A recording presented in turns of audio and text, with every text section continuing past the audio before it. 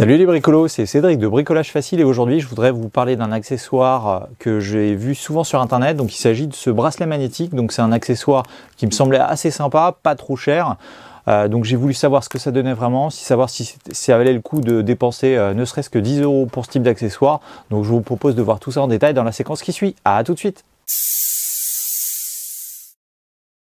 Un bracelet magnétique, en fait, c'est tout simple, hein, puisque c'est juste une bande de tissu avec un peu de mousse et un scratch pour que ça puisse être placé sur le poignet, hein, et de serrer comme ici.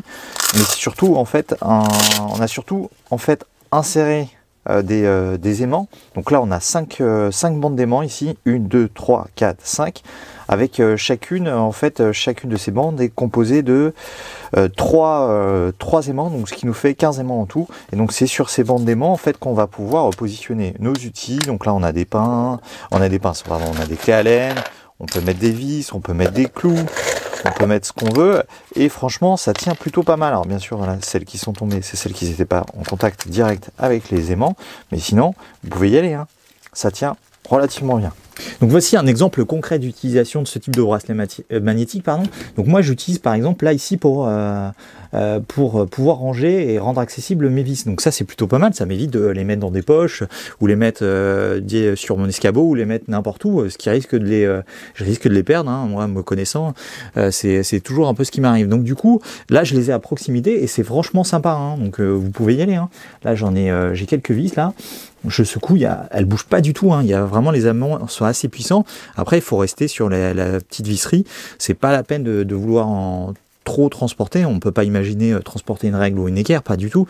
Mais en tout cas les clés à laine, les vis, les boulons, les écrous, les rondelles, n'importe quoi d'assez léger et métallique bien sûr, et donc ça vous permet de travailler comme ça en hauteur sans difficulté et même gagner du temps pour éviter de chercher ces vis dans une poche. Et vous pouvez même imaginer, si vous avez besoin de plusieurs tailles de vis, vous pouvez même imaginer les ranger, hein, puisqu'on peut vraiment les positionner un peu comme on veut sur les aimants, et on peut les classer, même si on veut les classer par taille, et comme ça permet d'avoir de les ranger, de les avoir en accès assez facilement. C'est un accessoire qui est vraiment très sympa, hein, que j'utilise finalement assez souvent, hein, bon, surtout quand je travaille en hauteur. Donc ça vaut à peu près 10 €, donc ça dépend des marques. Donc moi j'ai choisi celui de chez GS Ersta, donc difficile à dire mais c'est normal, c'est une marque asiatique on va dire. Donc je vous mettrai le lien en description. Donc c'est un accessoire qui est plutôt assez qualitatif, hein. Donc les coutures, le tissu et les aimants fonctionnent plutôt pas mal. Ça vaut à peu près, je vous l'ai dit, à peu près 10 €. Donc c'est plutôt un bon rapport qualité-prix pour ce type d'accessoire. Voilà, c'est fini pour cette présentation. Donc j'espère que cette vidéo vous a plu. N'hésitez pas à mettre un petit pouce bleu et à vous abonner à ma chaîne si ce n'est pas déjà fait. Et dans tous les cas, je vous dis à très bientôt pour une nouvelle vidéo. Salut!